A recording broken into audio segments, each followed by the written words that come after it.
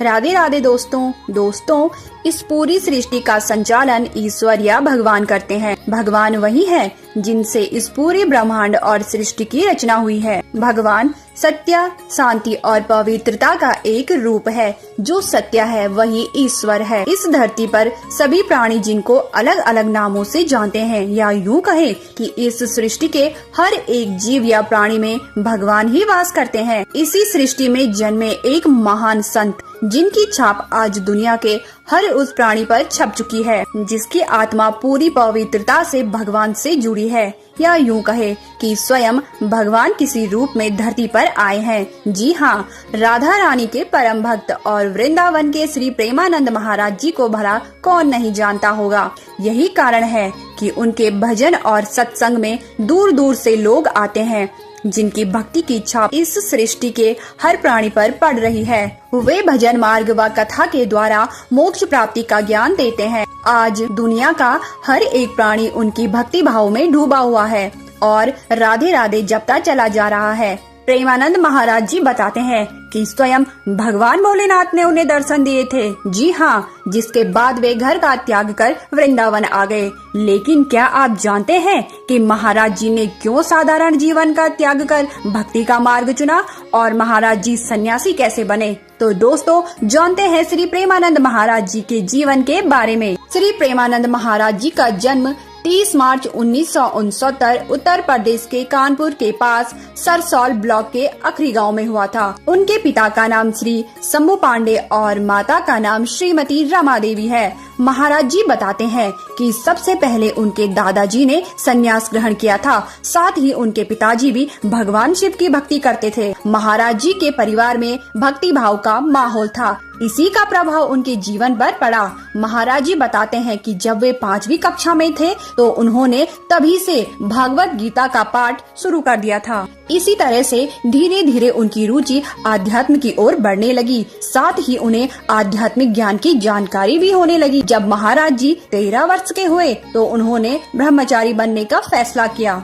महाराज जी कहते हैं कि मैं जब 8वीं और 9वीं कक्षा में पढ़ता था तो मेरे दिमाग में एक ही बात आती थी कि मेरे माता पिता एक दिन मुझे छोड़कर चले जाएंगे तो हमारा इस दुनिया में कौन ही होगा, ये तो हमारे है ही नहीं। इसके बाद महाराज जी कहते हैं कि उनके दिमाग में एक ही बात आई कि यहाँ से भाग जाओ। महाराज जी बताते हैं कि जब वह घर का त्याग कर रहे थे तो उन्होंने अपनी माँ से कहा कि हम एक दिन घर त्याग के बाबा जी बन जाएंगे। उसी दिन रात्रि को 3:30 बजे वह घर से भाग निकले। घर से आने के बाद वह काफी दूर 15 किलोमीटर तक चलते रहे। तब उनके दिमाग में काफी प्रश्न आते रहे कि अब हमारा कौन होगा, हम क्या खाएंगे, हम कहाँ रहेंगे।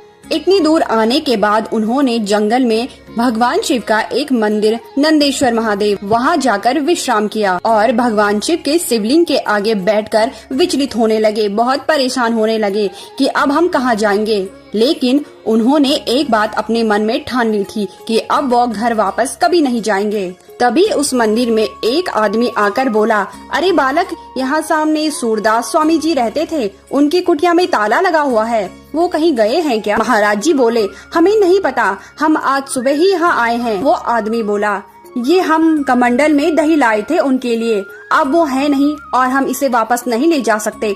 एक काम करो, तुम इसे पी लो। महाराज जी बोले, नहीं, हम इसे नहीं पी सकते। उनका बार बार आग्रह करने पर महाराज जी ने वो दही पिया और उसके बाद खुश होकर वह शिवलिंग से लिपट गए और कहने लगे, हे प्रभु, अब आप ही हो हमारे। सन्यासी जीवन की शुरुआत में प्रेमानंद महाराज जी का नाम आर्यन ब्रह्मचारी रखा गया। महाराज जी सन्यासी जीवन में कई दिनों तक भूखे भी रहे। महाराज जी सन्यासी बनने के लिए घर का त्याग कर वाराणसी आ गए और यहीं पर अपना जीवन बिताने लगे। सन्यासी जीवन की दिनचर्या में वे गंगा में प्रतिदिन 3 बार स्नान करते और तुलसी घाट पर भगवान शिव और माता पार्वती का ध्यान व पूजन किया करते। प्रेमानंद महाराज जी भिक्षा मांगने के स्थान पर भोजन प्राप्ति की इच्छा से 10-15 मिनट बैठते थे। यदि इतने समय में भोजन मिला तो वह उसे ग्रहण करते थे, नहीं तो सिर्फ गंगा जल पीकर रह जाते थे। प्रेमानंद महाराज जी के सन्यासी बनने के बाद वृंदावन आने की कहानी बेहद चमत्कारी है। एक दिन प्रेमानंद महाराज जी से मिलने एक अपरिचित संत आए और उन्होंने कहा, श्री हनुमत धाम विश्वविद्यालय में श्री राम शर्मा के द्वारा दिन में श्री चैतन्य लीला और रात्रि में रास लीला मंच का आयोजन किया गया है, जिसमें आप आमंत्रित हैं। पहले तो महाराज जी ने अपरिचित साधु समझकर उन्हें वहां आने के लिए मना कर दिया, लेकिन साधु ने उनसे आयोजन में शामिल होने के लिए बहुत आग्रह किया, जिसके बाद प्रेमानंद महाराज जी आमंत्रण स्वीकार कर ही लेते हैं। महाराज जी जब चैतन्य लीला और रासलीला देखने गए तो उन्हें आयोजन बहुत पसंद आया। यह आयोजन लगभग 1 महीने तक चला और इसके बाद समाप्त हो गया। चैतन्य लीला और रासलीला का आयोजन समाप्त होने के बाद प्रेमानंद महाराज जी को आयोजन देखने की व्याकुलता होने लगी कि अब उन्हें रासलीला कैसे देखने को मिलेगी। इसके बाद महाराज जी उसी संत के पास गए जो उन्हें आमंत्रित करने आए थे। उनसे मिलकर महाराज जी कहने लगे, मुझे भी अपने साथ ले चलो जिससे मैं रासलीला को देख सकूं। इसके बदले में मैं आपकी सेवा करूंगा। तो संत ने कहा, आप वृंदावन आ जाइए, वहां आपको प्रतिदिन रासलीला देखने को मिलेगी। संत की यह बात सुनते ही महाराज जी को वृंदावन आने की ललक लगी और तभी उन्हें वृंदावन आने की प्रेरणा मिली। इसके बाद महाराज जी वृंदावन में राधा रानी और श्री कृष्ण के चरणों में आ गए। महाराज जी बताते हैं कि उनकी किडनी में बचपन से ही दिक्कत थी और 35 साल बाद जब वो वृंदावन आश्रम में थे तो एक दिन वहाँ उनके शरीर में बहुत ज्यादा दर्द होने लगा।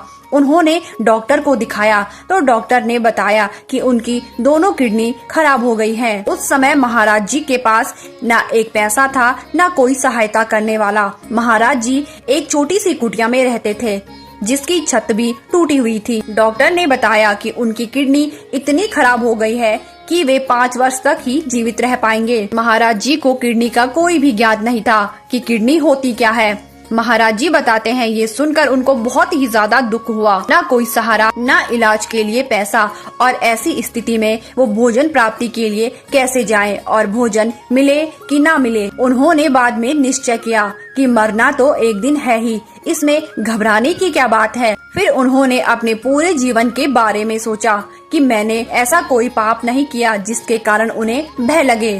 बस तब से राधा राधा नाम रटते चले गए। तब से अब तक महाराज जी को 18 साल हो चुके हैं और डॉक्टर ने उन्हें 5 वर्ष तक जीवित रहने का समय बताया था। महाराज जी कहते हैं, यह मृत्युलोक है, यहाँ से एक दिन सबको जाना ही है, इसीलिए उन्हें मरने का कोई भय नहीं है। मरने का बहाना तो किसी कारण हमारी जिंदगी में आएगा ही, जिस बहाने से हमें एक दिन मृत्यु को प्राप्त होना है।